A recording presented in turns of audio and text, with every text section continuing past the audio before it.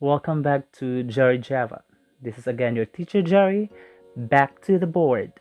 In our session today, we will be having the pronoun antecedent agreement. And for this session, we will have 10 rules of why do we need to make pronoun and antecedent agree. Pronoun antecedent really matters. Why? Because if they don't agree, that will cause a confusion in your sentence, in the meaning as to who is who, which is which you are referring to. A pronoun from the word pro, the noun, meaning it takes the place of a noun. It replaces a noun. An antecedent is the original word, the original noun that the pronoun replaces. Maria is smart and she is kind too. When we speak or when we write, it cannot be that we always say the name or that noun, our subject, okay? Always, over and over again. Very repetitive, okay? So we cannot say Maria is smart and Maria is kind too, and Maria is this and Maria is that, blah blah blah. You cannot say that. You cannot keep repeating the name, okay? The noun, that same noun in the entire conversation or composition. She there refers to Maria. Now she is a pronoun, and that pronoun she refers back to Maria. Maria is the original noun, and that is called an antecedent. The general rule for pronoun antecedent agreement is that pronouns and antecedents must agree in number, in person, and in gender.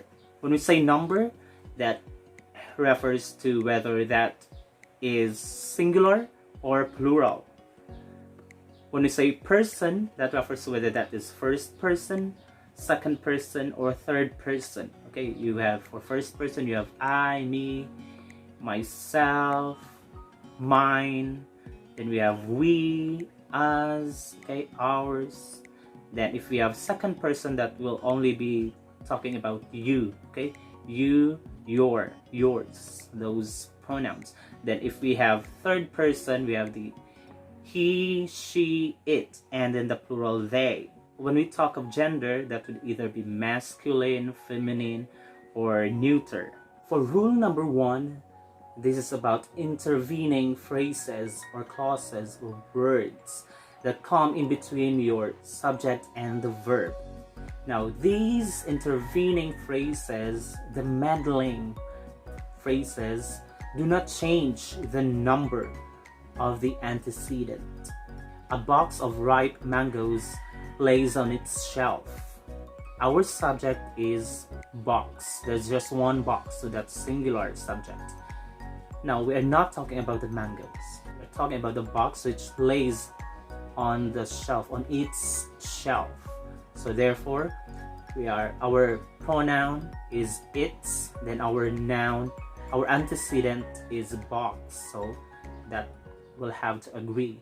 Singular box, singular antecedent, then you have a singular pronoun, its. Rule number 2, this has to do with the indefinite pronouns as antecedents. Some of those can be singular and some of those can be plural. Some of them can be both. They can be either singular or plural according to how you use that in a sentence. Singular indefinite pronouns. These are those words, pronouns that end in body, thing, and one. Okay? Plus these words every, and then you have each. Okay. Each of the girls does her own makeup. There are many girls, but we have each. So you are referring to every girl. That means we use our pronoun is her, okay, not their. For the plural indefinite pronoun as antecedents, we have these words: several, few, both, and many. Both singers do well in their song. Singers, and then you have both, so that means there are two singers, so that's a plural antecedent. So we have to have a plural pronoun for that. So you have both singers do well in their songs. So use their. Indefinite pronouns that can either be singular or plural, depending on its usage in the sentence. Some, any, none, all, and most. Some of the salt fell out of its bottle. Why did we use its when we talk of some? Its there is a singular pronoun. Some there refers to what is its object of preposition. Some refers to the salt, and salt is singular. Why singular? Because salt is, you cannot count it. That's non-countable. Some of the marbles fell out of their bottle. Why did we use there? Because there refers to some, and some refers to marbles, and marbles is it plural or singular? That's plural, correct, because it ends in "s," and then you can count one marble from the other. That's countable noun. Rule number 3, this is about compound subjects. When you say compound subjects, this is more than one subject connected by "and," so that means it's plural. Jerry and Mark make their project. You have Jerry and Mark, so that's two nouns. So they're connected by "and," so that means that's plural antecedent, which will match with our plural pronoun, which is their. Rule number 4, when your compound subjects are connected by or, nor, either or, neither nor, not only but also, then you will have to decide which of these two nouns or which of the two antecedents is closer or nearer to your pronoun. Either the teacher or the pupils get their award. Why did we use their? We have two subjects, teacher, which is singular, then pupils, which is plural. Of the two antecedents, pupils is closer, nearer to your pronoun, which is their. And why did we use their? Because pupils is plural, so it has to be paired with their, which is a plural pronoun. Either the pupils or the teacher get his or her award. Pupils there, that's plural, or the teacher, that's singular. But of these two antecedents, which is closer to your pronoun? So the teacher, and teacher is singular. Therefore, you are going to use his or her.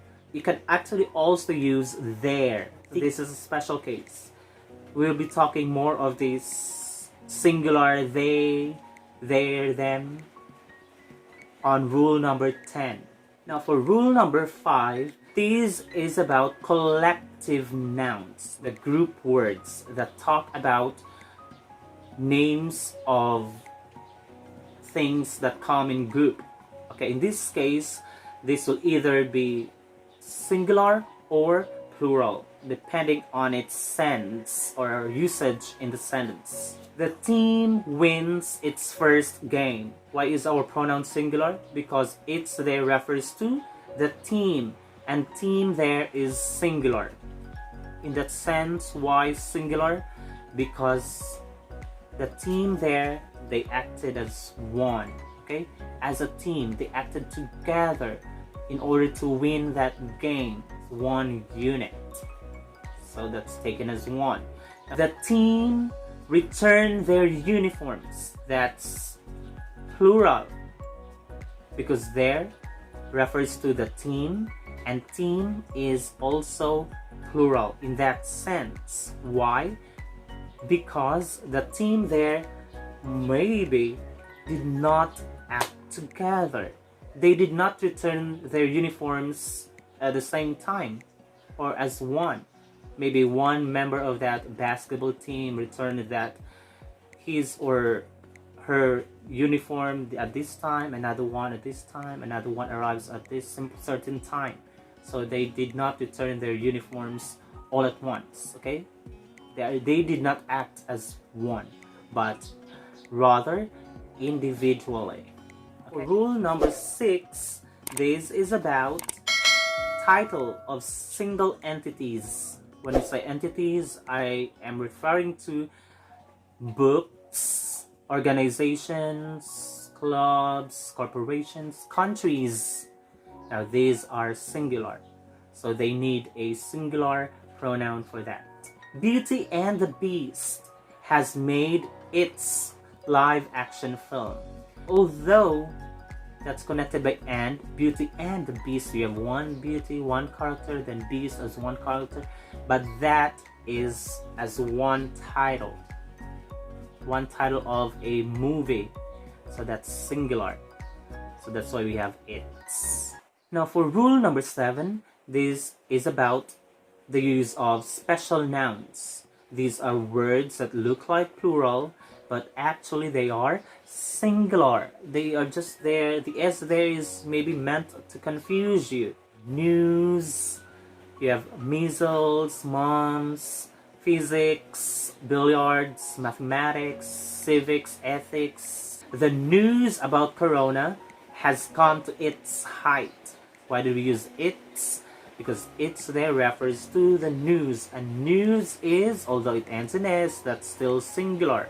Now for rule number 8, using the words every and many a. When you use every and many a, that means that's singular. Many a man wishes he could sing like Justin Bieber. Why do we use he as our pronoun? He there replaces many a man, okay? Though you have the many a, but that's singular, okay? So we have he. Now for the 9th rule, the number of versus a number of. When we use the number of, that's singular. A number of, that's plural. So when we say the number of, we are being specific or particular. That means it's just one. We are only referring to the number, like 1, 2, 3, 4, 5, 8, 9, 10, 100, 1000. That's just the one figure, okay? So that's singular. When you use a number of, that's plural, because that's not specific, and then you are referring actually to many people. The number of frontliners increases its ranks daily. Why do we use its? That's a singular pronoun because that refers to the number of frontliners. Maybe yesterday the number of frontliners was, let's just say 1,000. Then today it becomes 1,500. Tomorrow it will become 2,000. So we are just referring to the figure, to the number. A number of frontliners offer their help. Why did we use their? That's a plural pronoun because it matches a number of frontliners. There are many frontliners. Okay, you are referring to the people. Rule number 10, this is a new case. Okay, because just recently in 2019, the word they won as a word of the year in they, used as singular. Okay, that really shocked me because for how many years I have always thought that they is used as plural, right? And all its other forms. The other forms of they are their, them, theirs, themselves.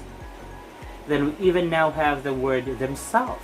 We have to be inclusive nowadays. This has been pushed through some advocacies, those in the LGBT plus community. Okay, those who are non-binary. Because for how many decades and years and ages, there have only been two gender. Okay, but this time we have to also respect those in the other spectrum. When you say nurse, you cannot just say he is doing his job well. No, because you will be disrespecting the females. But then again, you can also just say she is early in her duties. You will be disrespecting the masculine type. And you cannot also say he or she or he and she, because you will be disrespecting those who belong to the non-binary gender, okay, the LGBTQ plus community. We have to use they as singular. So we have the plural they, and then we have now the new singular they. So when do you use singular they? When you are not sure of the gender, when it's not being specific, as a respect to that person who wants to be respected for their gender, okay? If that's how they want to be called, you call them that way. Sam Smith is set to release their new album this year. What did I use there? When I only refer to one, Sam Smith. Sam Smith, although they are just one, but we have to respect, we have to use the singular there. Okay, it may sound something new, it may sound awkward, but language is dynamic, alright? And so is the grammar. Time for test. I'll be having 10 sentences. Choose the pronoun that agrees with the antecedent. 1. The bottles of wine are back on its their usual spot. The bottles of wine are back on its their usual spot. The bottles of wine are back on their usual spot. 2. Each of the boys gets his their own bike. Each of the boys gets his their own bike. Each of the boys gets his own bike. Mika and Miko bring their her pets to the dog show. Mika and Miko bring their her pets to the dog show. Mika and Miko bring their pets to the dog show. 4. Neither the dancers nor the singer knows his or her its line. Neither the dancers nor the singer knows his or her its line. Neither the dancers nor the singer knows his or her line. 5. The family has its prayer session every Thursday. The family has its prayer session every Thursday. The family has its prayer session every Thursday. ABS-CBN corporations filed their extension to operate. ABS-CBN corporations filed their extension to operate. ABS-CBN corporations filed its extension to operate. 7. Physics is hard because they involves calculation. Physics is hard because they involves calculation. Physics is hard because it involves calculation. Many a boy longs to be with their father. Many a boy longs to be with their father. Many a boy longs to be with his father. 9. A number of teachers work beyond their time. A number of teachers work beyond their time. A number of teachers work beyond their time. 10. A stranger left their letter on my table. A stranger left their letter on my table. A stranger left their letter on my table. So that's it, class. I hope you are able to learn more about the pronoun antecedent agreement. This has been Teacher Jerry Java again, still giving you free online English lessons. Please, please, please subscribe. Click that red subscribe button. Turn it gray for me, please. Then ring the bell. Thank you. See you on my next English lesson. Bye, bye, bye.